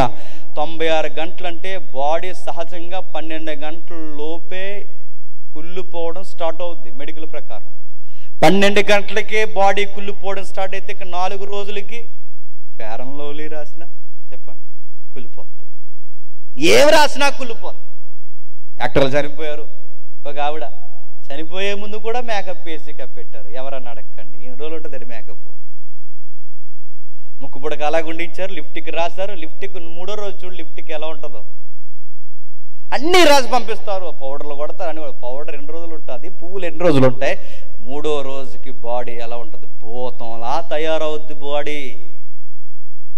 తెగేడు చెప్తారండి, మన నిజమేడుపులో దొంగడిపో నా దేవుని తీసుకెళ్ళకండి అన్నారంట. ఉండి ఏది 4 రోజుల తర్వాత వస్తామని వదిలేయండి, ఉండి మీ దేవుడు 4 రోజులు ఉండమ్మా వదిలేయండి. తర్వాత రోజు ఫోన్ చేసి దేవుని తీసుకోండి వాసన వచ్చేస్తున్నాడు అంటారు. ఉండేస్తారా? దేవుడైనా వాసన వచ్చేస్తాడు, ఎవడైనా వాసన వచ్చేస్తాడు. తెలుగు రాష్ట్రాల్లో ఒక బాబా ఉండేవాడు, తెగ ఊపాడండి రాష్ట్రాన్ని. టెండూల్కర్ కాళ్ళకు దండ పెట్టివాడండి, సచిన్ టెండూల్కర్ కాళ్ళకు దండలు పెట్టివాడండి. భారత ప్రధానమంత్రులు ఆ రోజు ఆయన చుట్టూ తిరిగేవారు. మన తెలుగు బాబా ఉండేవాడు ఒక ఆయన. TV9 ఎక్స్పోజ్ చేసింది. TV9 బయటకు చూపించింది. డిస్కవరీ స్పెషల్ వీడియో జూమ్ చేసి ఎంత మోసాలు జరుగుతుందో చూపించింది. గురువుగారు చనిపోయారు, బాబాగారు చనిపోతే, బాబాగారు చనిపోయే ముందు ఒక మాట అన్నారట. ఏమన్నారంటే, కంగారు పడకండి శిష్యులారా, 3వ రోజు లేస్తా అన్నాడు. 3వ రోజు అనగానే ఇది ఎక్కడో కాపీ కూడా ఎక్కడా అది లెగిస్తానన్నాడు. లెగడు లెగడు లెగడు లెగడు. గురువు గారు 3వ రోజు లెగిస్తా అన్నాడు. 3లో మర్మం ఏమన్నా ఉందా అని కనిపెట్టారు. మర్మం లేదు, బంధ లేదు. ఇంకా లెగడు ఇంకా లెగడు.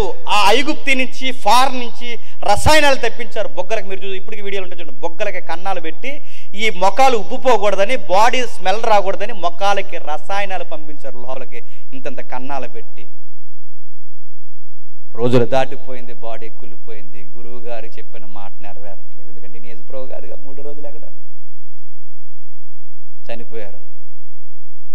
అప్పుడు శిష్యులు ఒక మాట పుట్టించారు, లెగిస్తానన్నాడు 3వ రోజు కాదు 3 సంవత్సరాల తర్వాత అన్నాడు. మరి 3 సంవత్సరాలు ఇక్కడ ఉన్నాయంటే, ఇక్కడ ఉన్నాడు ఆయన, అక్కడ రెస్ట్ తీసుకుంటాను అన్నాడు అన్నారు. కిట్టించారు. సరే 3 సంవత్సరాలు అయిపోయింది. 3 సంవత్సరాల తర్వాత ఒకడు వచ్చేసాడు, చెప్పానుగా వస్తానని నేనే అన్నాడు. పో అన్నారు.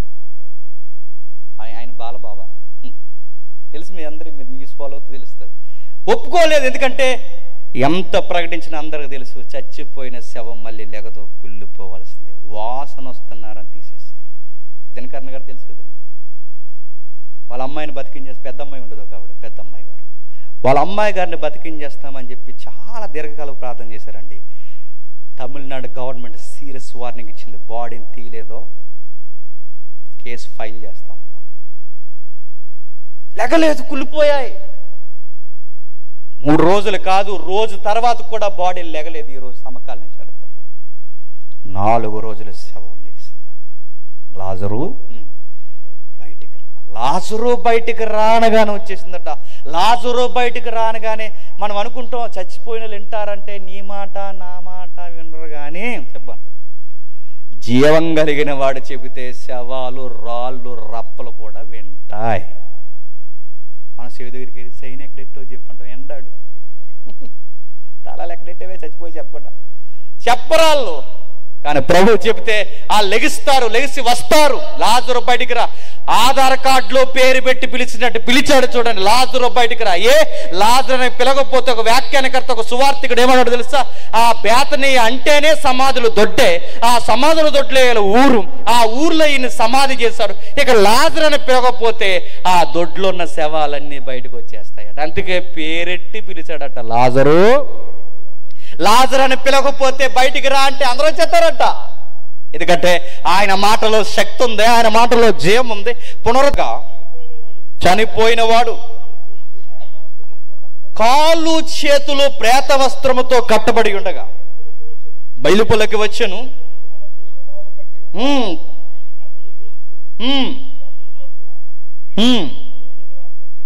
కొన్ని పదాలు నేను చదువుతాను చూడండి. కాళ్ళు చేతులు ప్రేత వస్త్రములతో కట్టబడిన వాడే ఎలుపులకి వచ్చిన అతని ముఖము రుమాలతో కట్టిండెను. అంతట యేసు అతని కట్లు విప్పిపోయిడని వారితో చెప్పాడు. వచ్చిన వాడు ఎలా వచ్చాడండి? ప్రేత వస్త్రం. ప్రేత వస్త్రం అంటే మన కప్పుతారే లాండి, మన ప్రేత వస్త్రం ఖర్చు లేని పనులు, తక్కువ రేటు ఏదంటే ఇచ్చిన లాస్ట్ కొట్టే ఎందుకండి అంటారు అక్కడికి వెళ్ళి. ఇది కాదు ప్రేత వస్త్రం అంటే ఇలా సున్నీలా కప్పుతారుగా, అది కాదు. ప్రేత వస్త్రం అంటే రౌండ్గా చుడతారు. ఆ రౌండ్గా చుట్టి దానికి ఒక వస్త్రాన్ని కప్పుతారు పైనుంచి కింద వరకు. ఈ లేరు బై లేరు చుడుతున్నప్పుడు దీని మధ్య కొన్ని పాలు కడుపుతాడు, సుగంధ ద్రవ్యాలు. ఆ సుగంధ ద్రవ్యాలు కలిపితే బాడీ త్వరగా పాడవదనమాట. అందుకే ఎప్పుడో మమ్మీలు ఇప్పుడు దొరుకుతున్నాయి చూసారు. మమ్మీ అంటే సొంత మమ్మీ కాదు, మమ్మీ అంటే ఎప్పుడో ఈజిప్ట్లో శవాన్ని మమ్మీ అంటారు. అప్పుడు మమ్మీ 3000 సంవత్సరాల క్రితం ఉన్న ఫరో శవం ఇప్పుడు దొరుకుతుందంటే ఎలా ఉంది? ఆ శవం పాడవకుండా వాళ్ళ సుగంధ ద్రవ్యాలు పూసి ఆ ప్రేత వస్త్రం నడినెత్తి మొదలుకొని అరికాల వరకు చుడతారు. దానివల్ల బాడీ ఏమవుదండి? పాడవదు. మీరు ఇంటికి వెళ్ళిన తర్వాత చదవండి. యాకోబు గారు చనిపోయిన తర్వాత 70 రోజులు ఈ తంతు కార్యక్రమం అంతా చేస్తాడు. ఎవరండి? యోసేపు గారు. అంటే బాడీ పాడవకుండా. నాకు తెలిసి యాకోబు గారు బాడీ ఇప్పటికీ బయటికి తీస్తే ఆ బాడీ ఏం చెక్ చెదరదండి, అలా ఉంటుంది. ఎందుకంటే చాలా జాగ్రత్తగా పిండించాడు వాళ్ళ కొడుకు యోసేపు. ఆ బాడీని అంత జాగ్రత్తగా పెడతారు. అది కట్టేస్తారు, చుట్టేస్తారు, అది ఎండిపోయిన తర్వాత గట్టిగా తయారవుద్దండి. మనకి సిమెంట్ కొట్టలేస్తారు చూసారా, చేతో కాలు ఇరిగితే ఆ సిమెంట్ కొట్టేసినప్పుడు ఇలా నొక్కితే మెత్తకుంటుంది. కొట్టి ఎండిపోయిన తర్వాత అది ఇచ్చి గుద్దితే ఆవిడ కూడా గిరిగిపోతుంది. అంత గట్టిగా అవుద్ది, అంత గట్టిగా తయారవుద్ది. అలాంటిది అలా ఉండగానే శవం లోపల నుంచి అలా బయటకు వచ్చి నడిచి వచ్చేసిందంటే ఏమైపోయి ఉంటారండి ఆ రోజు ఎదుర్కొన్న వాళ్ళు? మీరు ఎలా వచ్చాడు లాజరు అనుకుంటారు. లాజరు చూశాడు, బయటకు వచ్చారు. లాజరు చూస్తుండగా లాజరు అలా వచ్చాడు, బయటకు వచ్చాడు. ఆ లోపల నుంచి చీకటిగానే ఉంది, కట్టబడిన వస్త్రాలు పైన ఉన్నాయి. మరి ఎలా ఎక్కువచ్చాడో ఆ లోపల నుంచి? చాలా లోపలికి ఉంటుంది. ఇప్పటికే లాజరు సమాధి ఆ ఇజ్రాయెల్లో ఉన్న వాళ్ళు తెలుస్తుంది. ఆ లోపల ఎక్కడో ఉంటుంది, చివరికి దిగాలి, ఇరుగ్గా ఉంటుంది. ఆ ఇరుకైన ప్రాంతం నుంచి అలా పైకి ఎలా వచ్చేసాడో తెలియదు. పైకి వచ్చాడు. ఆ వచ్చిన వేళ నిలబడితే యేసుప్రభువు అన్నాడు, వెళ్ళి అతని వస్త్రాలు, పేత వస్త్రం ఇప్పండి, ఆయన తల రుమాలు ఇప్పండి. యోహాను చాలా జాగ్రత్తగా ఇది రికార్డ్ చేశాడు. ఇలా రాసిన యోహాను లాజరు బయటకు వచ్చాడంటే బాగుండు అలా రాయలేదు. లాజరు బయటకు వచ్చాడంటే బాగుండు అలా రాయలేదు. లాజరు బతికాడంటే బాగుండు అలా రాయలేదు. లాజరు బతికి బయటకు వచ్చాడంటే బాగుండు అలా రాయలేదు. ఎలా రాశాడు తెలుసా? ఎలా ఉన్న వస్త్రాలు అలా ఉండగానే వచ్చాడు. తలకి రుమాలు ఎలా ఉండగానే అలా వచ్చాడు. రుమాలు కూడా ఎందుకు, వస్త్రాలు కూడా ఎందుకు? సైన్స్ ఉంది అక్కడ, శాస్త్రం ఉంది అక్కడ. ప్రపంచం ముక్కు మీద ఏలేసుకునే ఒక టెర్మినాలజీ ఉంది. ఏముంది? ఇది మీకు అర్థం కావాలి అంటే 20వ అధ్యాయం రండి. 20వ అధ్యాయం యోహాను సువార్త ముగించేస్తాను. 20వ అధ్యాయం యోహాను సువార్త 20వ అధ్యాయం 7వ వచనం చూడండి. యోహాను సువార్త 20వ అధ్యాయం 7వ వచనం. నారబట్టలు పడి ఉండుటయు ఆయన తల రుమాలు నారబట్టల యొద్ద ఉండక ఏరుగా ఒక చోట చుట్టబెట్టి ఉండుటయు చూసెను. ఈయనెవరు? 20వ అధ్యాయంలో లేచింది ఎవరు? ప్రభు అయిన యేసుక్రీస్తు. యేసుక్రీస్తు వారు లేచినప్పుడు ఆయనతో పాటు ఏం లేవట? వస్త్రాలు లేవు. లాజరు లేచినప్పుడు ఆయనతో పాటు ఏమున్నాయట? వస్త్రాలు ఉన్నాయి. లాజరు తిరిగి లేచినప్పుడు ప్రేత వస్త్రాలు లాజరుతోనే ఉన్నాయి. లాజరు తల రుమాలు లాజరుతోనే ఉంది. కానీ యేసుక్రీస్తు వారు తిరిగి లేచినప్పుడు యేసుక్రీస్తు వారితో ప్రేత వస్త్రాలు లేవట. ఆయన వేరే చోట ఉన్నాడు, వస్త్రాలు వేరే చోట ఉన్నాయి. ఆయన తల రుమాలు వేరే చోటు ఉంది, ఆయన వేరుగా ఉన్నాడంటే ఆయన వస్త్రాలు ఆయనతో లేవు. ఈయనతో ఎందుకున్నాయి, ఆయనతో ఎందుకు లేవు? యేసుతో ఎందుకు లేవు, లాజరుతో ఎందుకున్నాయి? సైన్స్ ఉంది. ఏముందో తెలుసా? యోహాను ఒకటి చెప్పాలనుకుంటున్నాడు మనకి. లాజరు తిరిగి లేచింది మళ్ళా ఎక్కడికి తిరిగి లేచాడు, మరలా ఎక్కడికి తిరిగి వచ్చాడంటే లాజరు తిరిగి లేచింది ఈ జీవితంలోకే తిరిగి లేచాడు. మాట అర్థమవుతుందో లేదంటే ఈ 3 డైమెన్షనల్ ఏదైతే ఉందో ఈ 3 డైమెన్షన్లోకే వచ్చాడు. అందుకే చదువుకున్న వాళ్ళు బాగా అన్నట్టున్నాడు. డైమెన్షన్ అంటే పొడవు, ఎత్తు, ఎడలుపు. మన కళ్ళు 3 డైమెన్షనే చూడగలరు. ఈ టేబుల్ నాకు కనబడుతుందన్నా, మీరు నాకు కనబడుతున్నారన్నా, నేను మీకు కనబడుతున్నానన్నా, ఈ కెమెరా అయినా, ఈ సౌండ్ అయినా, ఏదైనా ఒకటి మనం చూడగలుగుతున్నామంటే 3 డైమెన్షన్లో మాత్రమే చూడగలం. 3 డైమెన్షన్ దాటితే మన కళ్ళుకి కనబడదు, అదృశ్యం అంటారు దాన్ని.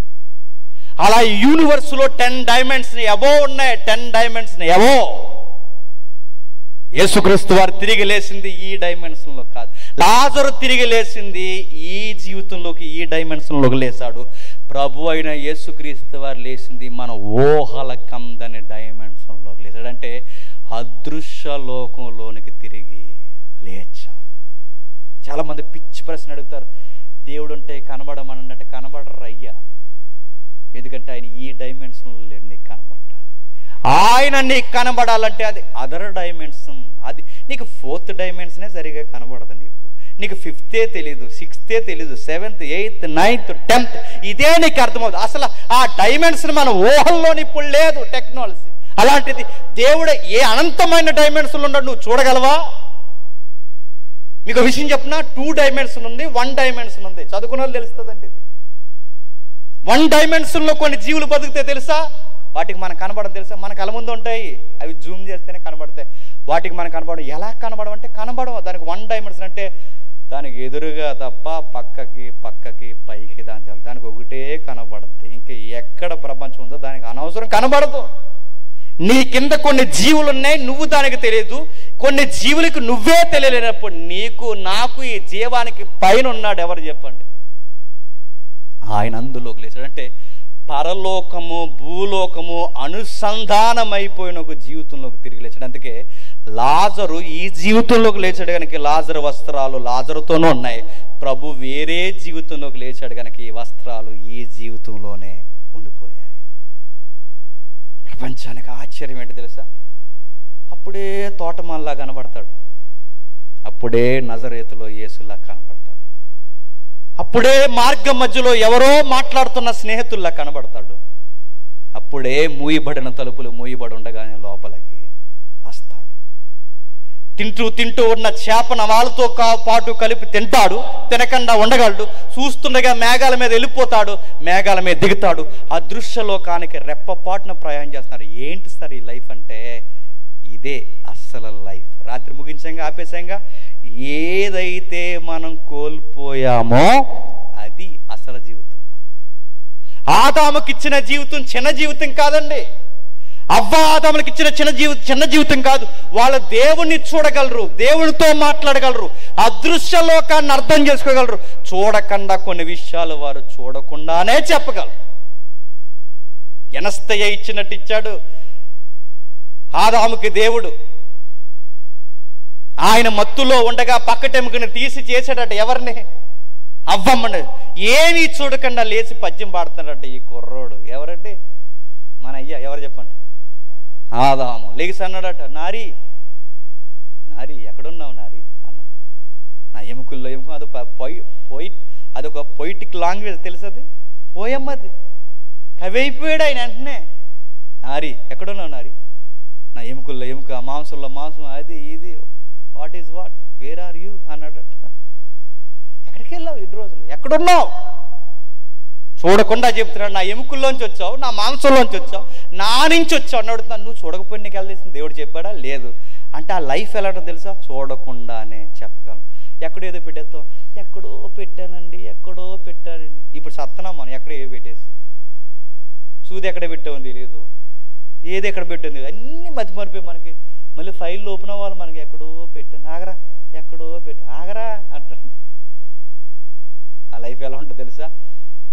జరిగిపోయినవి జ్ఞాపకం ఉంటాయి, జరిగిపోయిన విషయాలు ఎక్కడెక్కడ ఏం జరిగాయి అన్నీ తెలిసిపోతాయి. ఆ లైఫ్ ఎలాంటిదంటే అది అదృశ్య మహిమ జీవంతో ముడిపోయింది. అది పోయిందండి మనకి. మతి మరుపులు వచ్చాయి, చావుకలు వచ్చింది, రోజు రోజుకి చచ్చిపోయే రోజులు వచ్చాయి. అలాంటి జీవితం మవ్వలు పోగొట్టారు. ఆ జీవితం ఎలాంటిదో చూపించడానికి ప్రభు అయిన యేసుక్రీస్తు వారు చెప్పండి తిరిగి లేచి చూపించండి, ఇది మీ జీవితం అన్న. నేను ఎలా ఉన్నానో అలాగే మీరుంటారు. ఈరోజు మీ ప్రియులను కోల్పోయారు, ఈరోజు మీ యొక్క ప్రియులను కోల్పోయి, మీ స్నేహితులను కోల్పోయి ఏడుస్తున్నారు. ఆ రోజు నేను సత్శరీరగా ఇలలో ఉన్నాను కనుక యాయిరు కూతుర్ని బతికించాను, నేను విలలో ఉన్నాను కనుక ఆ దారిన ఏడుస్తున్న ఆ తల్లి కొడుకుని బతికించేశాను, నేను ఇలలో ఉన్నాను కనుక ఆ గారాల తమ్ముడు మార్తా మరియల తమ్ముడిని నేను బతికించేశాను. ఈరోజు మీతో ఉంటే బతికిస్తానన్న ఆశ మీకుందే, కానీ ఒక విషయం గుర్తుపెట్టుకోండి, ఒక రోజు నేను వస్తాను, మీ ప్రియులను తమ తమ వరసల్లో తిరిగి లేపుతాను. అంటే ఒక రోజు ఇది ఏమవుతుంది చెప్పండి? ఆ రోజు భూమి మీద ఉన్నప్పుడు తన ముందున్న వారిని అందరినీ బతికించాడు, మరలా ఆయన భూమి మీదకి రాబోతున్నాడు, అందరినీ తిరిగి బతికించేస్తాడు. బయటోళ్ళకి మనకి తేడా ఏంటో తెలుసా? బయటోళ్ళు లబోదిబో అని ఏడ్చింకే, లేకపోతే మేము ఉండలేము, మేము కూడా చచ్చిపోతాం, సాయంత్రం కల్లా ఏదో ఒకటి చేసుకుని చచ్చిపోతారు. మనం ఎందుకు చనిపోమో తెలుసా? మనకు నిరీక్షణ ఉంది, మనకు ఓదార్పు ఉంది. ఇతరులకి మనకి సమాధానం ఏంటో తెలుసా? ఇతరులకి దిక్కు మొక్కు లేక నిరీక్షణ లేక ఏడుస్తారు. క్రైస్తవులకున్న దిక్కు ఏంటో తెలుసా? మన వారిని మరలా ఒకరోజు మనం చూస్తాం. ఇది మన నిరీక్షణ. ఏడో రేపు మేఘాల మీద వస్తాడు, వస్తున్నవాడు ఒకడే రాడంట. దశలోనికి పత్రికలో ఉంది, ఒక్కడే రాడంట. ఆ వస్తున్నవాడు మనకన్నా ముందుగా నిద్రించిన వారిని కూడా ఎంట పెట్టుకుని వాళ్ళ ఆత్మలు వస్తారంటే, ఆ రోజు మీ నాన్నగారు అప్పటికి చనిపోయి ఉంటే, ప్రభువునందే మీ నాన్నగారు నిద్రించిన వాడైతే ప్రభుతో పాటు పక్కన ఎవరిని చూస్తా చెప్పు? మీ ఫాదర్ని కూడా చూస్తా. మీ తల్లి చనిపోతే అప్పుడు మీ తల్లిని చూస్తాం. మీ ప్రియులు ఎవరు చనిపోతే వాళ్ళ క్రీస్తునందు నిద్రిస్తే చూస్తాం. అందుకే బయట వారికి మనకే తేడా, వాళ్ళ నిరీక్షణ లేక ఏడుస్తారు, మనకి నిరీక్షణ ఉంది గనక ఎంతవరకు ఏడవాలో అంతవరకే ఏడ్చి మా ప్రభు వస్తాడు, మళ్ళీ మా చేతులను మా ప్రియులతో చెప్పండి కలుపుతాడు. ఈ ధైర్యంతో మనం బతకాలి. కరోనా వాళ్ళందరూ అనుకునేవారు, అయ్యో బతికితే బాగుండు, బతికితే బాగుండు. బతికితే బాగుండు కాదు, ఒకరోజు బతుకుతారు. ఈ ప్రపంచానికి ఉన్న ఆశగా ఉండిపోదు, ఒకరోజు ఈ ఆశ చెప్పండి నెరవేరుతుంది. ఒకవేళ ఎవరైనా కోల్పోయి ఉంటే, మీ కొడుకుగా, మీ తమ్ముడుగా, మీ సహోదరుడుగా, మీ అన్నగా నేను చెప్తున్నాను, భయపడకండి, మీ ప్రియులు మళ్ళీ మీరు చూస్తారు. బట్ కండిషన్స్ అప్లై అవుతాయి. వాళ్ళ క్రీస్తునందు నిద్రించిన వారైతే మీరు మళ్ళీ కలుస్తారు. మీరు కూడా క్రీస్తునందు నిద్రించిన వారైతే మళ్ళీ కలుస్తారు. మళ్ళీ మీరు ఒకరితో ఒకరు కలపబడతారు. ఆ రోజు ఒక పాట పాడతాం, ముగించేస్తున్నాను మనం. ఆ పాట కొరింథీ పత్రికలో ఉంటుంది. మరణమా నీ విజయం ఎక్కడ? మరణమా నీ ముల్లెక్కడ? అవుట్ అయిపోయావు. ఇంకా మరణమా నీకు మా మీదక ఏలుబాటు లేదు. ఏ మరణమైతే వ్యాధులలో, ప్రమాదాల్లో అందరిని ఏడిపిస్తుందో, ఆ రోజు మనం ఎవరిని ఏడిపిస్తామంట? మరణాన్ని ఎక్కిరిస్తామంట. ఎక్కిరించేలా ఒక పాట పాడతామంట. మరణమా ఇంక నువ్వు మమ్మల్ని ఏమీ చేయలేవు, ఇక నీకు మా మీద ఏ అధికారం లేదు. మరణమా నీ విజయం ఎక్కడ? మరణమా నీ ముళ్ళెక్కడ? నీ మరణపు ముళ్ళు పాపము, పాపానుకున్న బలము మరణము. ఇదిగో ఇది ప్రతీది విరవబడింది. సాతానా ఇక నువ్వు ఓడిపోయావు, ఇక మాకు మరణమే లేదు. ఇలాంటి జీవితం మనకి ఏదైనా వనంలో ఉండేది తెంచి మొత్తం అందరినీ తెంపేశారు. మాట అర్థమైందా? అందుకే ఆయన పొందిన గాయాల వలన చెప్పండి మనకి స్వస్థత. ఆ స్వస్థతే మళ్ళీ మీకు ఆ జీవితం, నాకు ఆ జీవితం, మనందరికీ ఆ జీవితం రాబోతుంది. తెల్లంటికలు వస్తున్నాయని బాధపడకండి, ముడతలు వస్తున్నాయని బాధపడకండి, మచ్చలు వస్తున్నాయని బాధపడకండి. ఒకరోజు ఇవన్నీ పోతాయి, ఒక మహిమా దేహం వస్తుంది. అది అచ్చు ఎలా ఉంటుందో తెలుసా? యేసుక్రీస్తు వారి దేహం ఎలా ఉందో చెప్పండి. యోహాను పత్రికలో ఉంది కదా, ఆయన చూసినప్పుడు ఆయన ఎలా ఉంటాడో యోహాన్ అంటున్నాడుగా, మనం కూడా అలాగే ఉంటాం అచ్చు ఆయనలాగా. అంటే ఆ రోజు నల్లగా ఉన్నారు, తెల్లగా ఉన్నారు, పొట్టుకున్నారు, లాంగ్ ఉన్నారు, పొట్ట ఉంది, బుగ్గల పెద్ద, ఇవేముండవు. అందరూ ఒకేలా ఉంటారు. ఆత్మరూపం మహిమా రూపంలో ఉంటారు. అచ్చు యేసు ప్రభువుని పోలు ఉంటారు. అప్పుడు ఎలా గుర్తుపడతారండి అంటే ఈ డైమెన్షన్లో గుర్తుపట్టలేములే, ఆ డైమెన్షన్లో ఆధార్ కార్డులతో పని లేదు, అందరూ గుర్తుంటారు. అచ్చు గొర్రె పిల్లని పోలు ఉంటారు. దేవుడు సింహాసనం మీద ఉంటారు, తెల్లని వస్త్రాలు ధరించుకుని ఉంటారు. సింహాసనం మీద దేవుడు కూర్చుంటాడు. అందరూ సంతోషంతో గాన ప్రతిగానాలు చేస్తూ దేవుడిని ఆరాధిస్తారు. ఆ జీవితం నీకు కావాలా? ఈరోజే నీ పాపాన్ని వదిలే. ఆ మహిమా జీవితం నీకు కావాలా? నీ స్థానిక దైవజన్ని సంప్రదించి ఈరోజే బాప్టిజంలో అడుగులువే. ఇప్పటికే బాప్టిజం తీసుకుని ఈ రోజుకి వంకర పనులు చేస్తున్నావా? జాగ్రత్త, నీ దేహాన్ని చూసుకో, అది నీకు హెచ్చరికలు జారీ చేస్తుంది. మరణం దగ్గరలోనే ఉంది. ఇప్పటికి ఎవరినైనా కోల్పోయి ఉన్నావా? భయపడకు, ఒకరోజు మనం కూడా వెళ్ళిపోతాం. మనము మన వారు ఒకరోజు తిరిగి లేస్తారు. దేవుడు మిమ్మల్ని అందరినీ దీవించును గాక. ఆమేన్. ప్రార్థన చేసుకుందాం. ప్రేమగల తండ్రి, కృపగల దేవ, బలమైన సంగతులు రాత్రి వేళ ఈరోజు తండ్రి మాతో మాట్లాడారు. ఇవి వాస్తవాల తండ్రి. ప్రపంచ ప్రశ్నలకు సమాధానం లేక వేసారిపోతున్న తండ్రి ఈ గొడ్డు ప్రపంచానికి సమాధానం బైబిల్లో మాత్రమే ఉంది తండ్రి. బతికితే బాగుండని ఆశలతోనే సమాధులకు వెళ్ళిపోతున్నారు, కానీ ఎందుకు బతకరన్న జవాబుని ఎతకలేకపోతున్నారు తండ్రి. మనుషులు నిజంగా బతుకుతారా అని ఎవడైనా అడిగితే బతుకుతారనడానికి నిలువెత్తు సాక్ష్యమే మేము నమ్ముకున్న నజరేయుడైన యేసుడు మాకన్నా ముందు ప్రథమ ఫలముగా తిరిగి లేచాడు తండ్రి. ఇదే మా నిరీక్షణ, ఇదే మా ఆధారం, ఇదే మా విశ్వాసం తండ్రి. పునరుద్ధానం జ్ఞాపకం చేసుకుంటున్నాం కనుక ప్రతి ఆదివారం మేము కూడుకుంటున్నాం దేవా. సంఘం అంటేనే తండ్రి మరొక జీవిత పునాదుల మీద కట్టబడింది తండ్రి. ఇది ఎవరైతే స్మరించుకోరో, ఎవరైతే తండ్రి సభలలో సంఘాలలో తండ్రి ఎవరైతే జ్ఞాపకానికి తెచ్చుకోరో ఈ లోకం కొరకే బతుకుతారు తండ్రి. ఈ మిద్దులు, ఈ మేడలు, ఈ వాకిళ్ళు కొరకే బతుకుతారు దేవ. ఇది ఎవరైతే జ్ఞాపకం పెట్టుకుంటారో ఆ శ్రేష్టమైన జీవితం కొరకు జీవిస్తారు. మా వారు ఎవరైనా చనిపోయినా తండ్రి మా బాధల్లో ఒక్కటే, వాళ్ళు రక్షణ పొందకపోతే అయ్యో ఏమైపోతారో అని. ఒకవేళ రక్షణ పొందితే మా ధైర్యం కూడా ఒక్కటే, మరలా మా వారిని మేము చూస్తాం అండి. వర్తమానం ద్వారా ఆదరించారు. మరి ఎవరు చిదిగిపోయి ఉన్నారో, ఎవరు తండ్రి వారి ప్రియులను కోల్పోయి ఉన్నారో మాకు తెలియదు. సభలకు సౌందర్యం తండ్రి, సిలువను గూర్చిన వార్త పునరుద్ధానం తండ్రి. ఈ వార్తను జ్ఞాపకం చేసుకుని వారి గుండెల్లో మేము ధైర్యం నింపుతున్నాం తండ్రి. వారితో మీరు మాట్లాడినందుకు మీకు తండ్రి స్తుతులు, స్తోత్రములు దేవ. దైవజనులను బట్టి నడిపిస్తున్న తండ్రి, అధ్యక్షుల వారిని బట్టి, నాకన్నా ముందు మాట్లాడిన పెద్దవారిని బట్టి, నా తోటి జతపని వారిని బట్టి, నా ప్రియులను బట్టి, నా సేవలో నాతో పాటు పరుగులు తీస్తున్న మా కుటుంబీకులందరినీ బట్టి, మా శ్రోతలను అందరినీ బట్టి తండ్రి మీకు స్తుతులు ఆరోపిస్తున్నాం.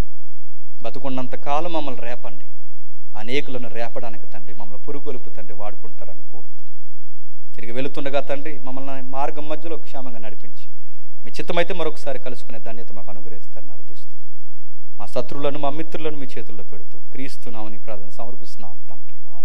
ఆమేన్, ఆమేన్.